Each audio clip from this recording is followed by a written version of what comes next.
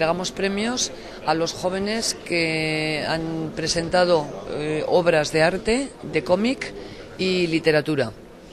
En total, bueno, ha habido mucha participación, como todos los años. Creo que las obras son buenas. Ahora haremos una visita por todas ellas. Y aquí participan jóvenes entre 18 y 30 años.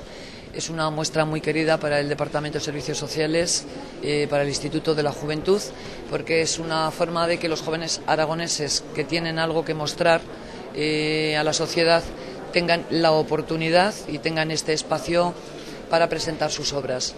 Es una mirada consciente hacia la realidad contemporánea, ¿no? A través de elementos como pueden ser en este caso florales de carácter artificial que se encuentran en lugares asépticos y fríos como pueden ser hospitales.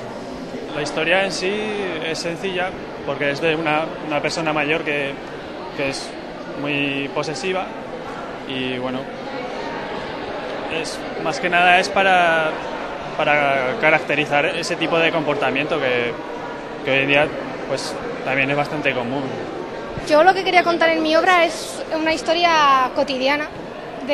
No quería tampoco una gran obra que contara cosas increíbles, sino buscar algo en lo que la gente pudiera sentirse identificado, porque es una historia es una historia de una familia bastante normal en Zaragoza.